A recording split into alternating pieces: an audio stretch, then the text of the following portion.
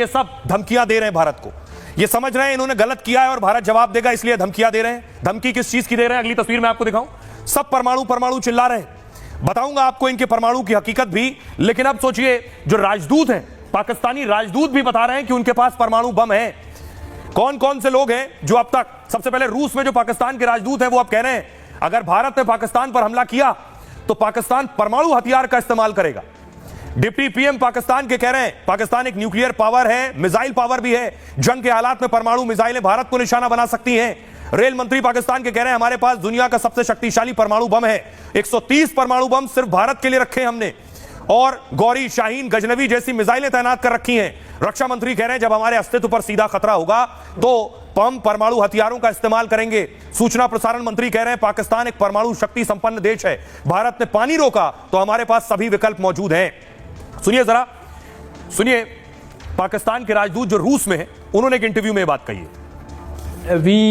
अगर भारत ने उस पर हमला किया या अगर नई दिल्ली ने पाकिस्तान की जल आपूर्ति बाधित की तो इस्लामाबाद अपने पूरे सैन्य शस्त्रागार का इस्तेमाल कर सकता है, जिसमें परमाणु हथियार भी शामिल हैं। इसलिए हमें लगता है कि ऐसा होने वाला है और यह निश्चित है।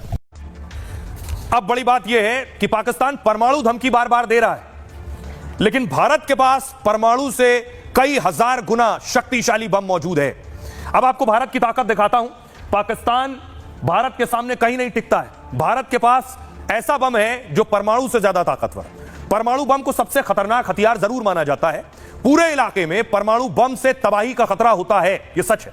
1945 में जापान के हिरोशिमा नागासाकी में परमाणु बम गिरा था। परमाणु धमाके से उस वक्त सोचिए 2 लाख से ज्यादा लोग मारे गए थे। पाकिस्तान इसी परमाणु बम की बार बार धमकी दे रहा है, लेकिन भारत के पास परमाणु बम से ज्यादा खतरनाक हथियार भी है। न्यूक्लियर बम से 1000 गुना ज्यादा खतरनाक हाइड्रोजन बम है। यह 10 सेकंड में सूरज जितनी चमक वाला आग का गोला बनाता है और इतनी ज्यादा गर्मी और आग फैलाता है कि सब कुछ राख कर देता है। यह इलाके में इंसानों से लेकर पेड़ पौधे तक को तबाह कर सकता है। और सबसे पहले खतरनाक हाइड्रोजन बम अमेरिका ने तैयार किया था। रूस, चीन और भारत जैसे कुछ देशों के पास ही हाइड्रोजन बम है। भारत ने 1998 में जो 5 परमाणु परीक्षण किए थे, दावा किया जाता है कि उनमें से एक हाइड्रोजन बम भी था। इसका वजन कम होता है, मिसाइल फाइटर प्लेन से इसे दागा जा सकता है, इस्लामाबाद से लाहौर तक पूरा पाकिस्तान तबाह हो सकता है, जबकि पाकिस्तान के पास कोई भी हाइड्रोजन बम नहीं है। अब समझते हैं, हमारे साथ खास मेहमान जुड़ रहे हैं कि पाकिस्तान बार बार यह कह रहा है कि उनके पास परमाणु बम है। डिफेंस एक्सपर्ट शैलेंद्र सिंह साहब, मेरा सवाल यह है कि हाइड्रोजन बम जो है जैसे हथियारों से भारत कैसे पाकिस्तान को जवाब दे सकता है? पाकिस्तान बार बार सिर्फ धमकियां दे रहा है। पाकिस्तान के पास सिवाय भौंकने के कुछ है नहीं। अगर उसे लगता है कि उसके पास 100 ग्राम का, पहिया का, आधे पहिया का बम है, और ये हमने नहीं कहा है, उनके मंत्रियों ने कहा है, और अगर इस तरह के बम लेकर वो गली गली लगाने वाला है, तो आप समझ सकते हैं कि कितनी ज्यादा लोअर वो कर रहा है उस न्यूक्लियर डिटरेंस को, जो कि अपने आप में बेस्ट होनी चाहिए थी।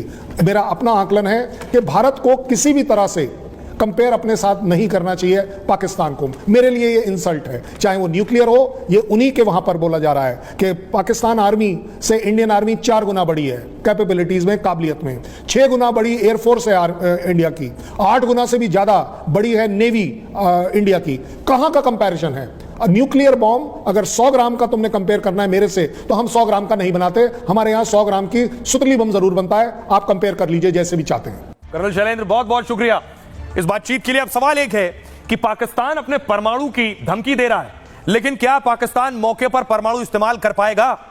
पाकिस्तान जिन परमाणु बम की बार बार धमकियां दे रहा है और ताकत होने की धौंस भी दिखा रहा है, उन परमाणु हथियारों पर अमेरिका कब्जा कर सकता है। मतलब पाकिस्तान के परमाणु बम लॉक हो सकते हैं। 2011 में भी अमेरिका ने ऐसा ही प्लान बनाया था। जब पाकिस्तान ने आतंकी लादेन को पनाह दी थी, अमेरिका के कहने पर भी उसे ठिकाना नहीं बताया था कि लादेन कहां छिपा है, तब अमेरिका का पाक के परमाणु बम पर कब्जा कर लेने का प्लान था। पाक के परमाणु ठिकानों की लोकेशन मैपिंग कर ली गई थी कि कहां परमाणु हैं। तेजी से कब्जा करने के लिए ऑपरेशनल स्केच बनाए गए थे। परमाणु हथियारों को उड़ाने या निष्क्रिय करने की भी अमेरिका ने तैयारी कर ली थी। इसके लिए वैसे ही प्लानिंग थी जैसे ओसामा को घुसकर मारने की प्लानिंग थी, यानी सील कमांडो समेत कई जवानों की खास टीमें बनाई गई थी। जरूरत पड़ने पर वो घुसकर परमाणु प्लांट पर कब्जे की तैयारी में थे। मतलब पाक को पता चलने से पहले परमाणु बम छिन जाएंगे। दावा यह है कि अमेरिका में फिर से एक टीम ऐसी तैयारी में लगी हुई है, और क्योंकि अमेरिका का परमाणु बम पर कब्जे की खास नीति है, अगर पाकिस्तान में कट्टरपंथियों का सरकार सेना पर कब्जा होगा या फिर मुल्क के अंदर अराजकता जैसे हालात पैदा हो जाएंगे या पाकिस्तान भारत के खिलाफ परमाणु बम चलाने वाला होगा, तो अमेरिका पाक के परमाणु बम को कब्जे में ले सकता है, लॉक कर सकता है। दावा है कि सैटेलाइट से भी अमेरिका की खास तैयारी है, वो तकनीक से बिना उतरे भी परमाणु बम बेअसर कर सकता है, यानी पाक परमाणु बम होने पर भी इस्तेमाल नहीं कर पाएगा। सुनिए जरा, आज रक्षा मंत्री राजनाथ सिंह ने भी पाकिस्तान को जवाब दिया।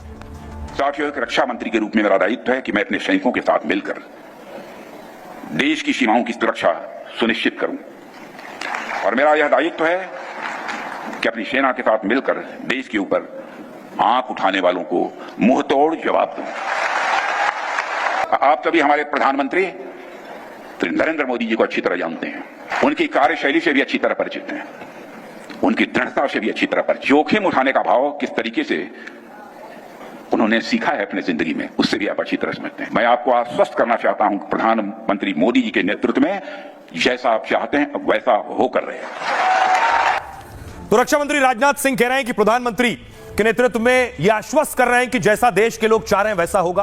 प्रधानमंत्री नरेंद्र मोदी पहलगाम हमले के बाद से जब लौट कर आए सऊदी अरब से, उसके बाद से आराम से नहीं बैठे, लगातार बैठकें कर रहे हैं। एयर चीफ से भी मुलाकात की है, नेवी चीफ से भी मुलाकात की है, सीसीएस की भी बैठक हुई है। कुछ तो बड़ा होने वाला है। यह बैठकों का दौर यह बता रहा है कि प्लानिंग कुछ तो बड़ी है, क्योंकि यह रणनीति दुनिया के साथ साझा नहीं की जा सकती। जो कुछ होगा चुपचाप खामोशी से होगा। वायुसेना प्रमुख ने प्रधानमंत्री मोदी से मुलाकात की।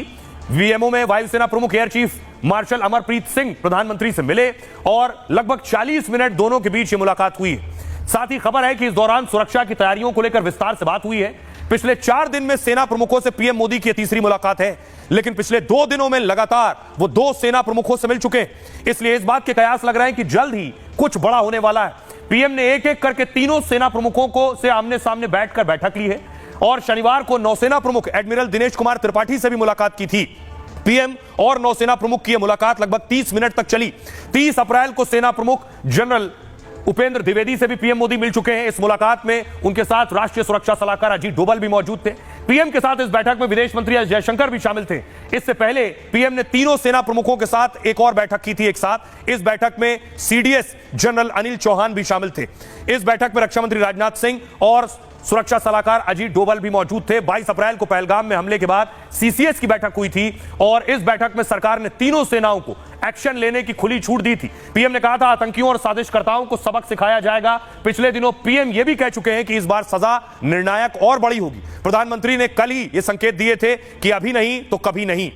प्रधानमंत्री लगातार अपने बयानों से भी ये बता रहे हैं कि एक्शन होगा। सुनिए जरा एक्सपर्ट्स क्या कह रहे हैं। ये जो लगातार पीएम मोदी सेना प्रमुखों से बैठक कर रहे हैं, इसका क्या मतलब और मायने? अगर इस लड़ाई में पाकिस्तान को रिप्लेनिशमेंट चाहिए, क्योंकि जैसे मैंने पहले भी बताया था कि पाकिस्तान 7 से 8 दिन तक लड़ाई नहीं लड़ सकता उससे ज़्यादा, तो उसको रिप्लेनिशमेंट चाहिए होगी, उसको रीसप्लाई चाहिए होगा और वो सी के रास्ते से आएगा।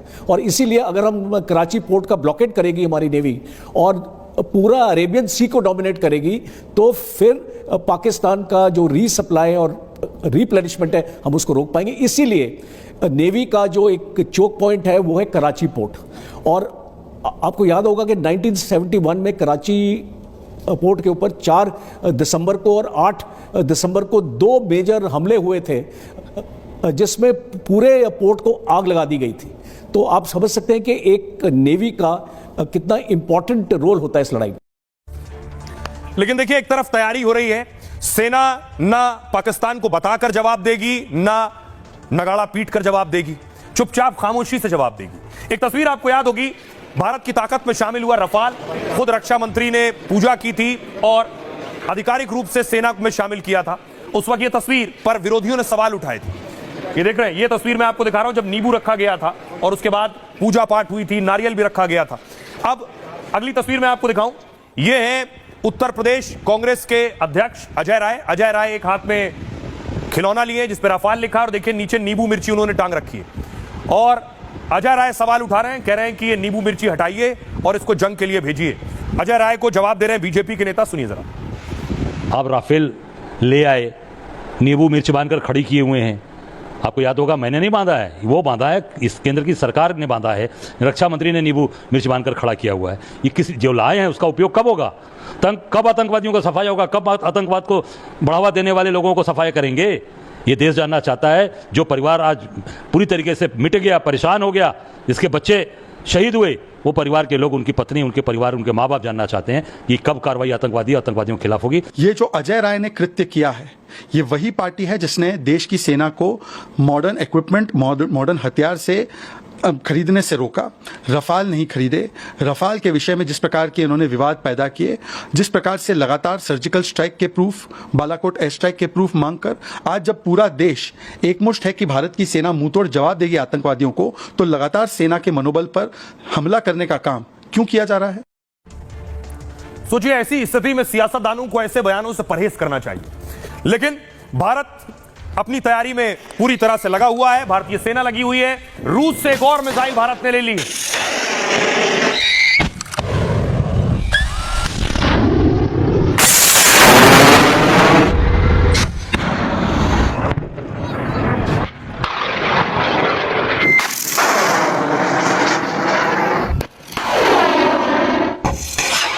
ये जो खास तरह की मिसाइल आप देख रहे हैं, इसका नाम है ईगला एस और ये रूसी मिसाइल है, भारत की सेना को हासिल हुई है।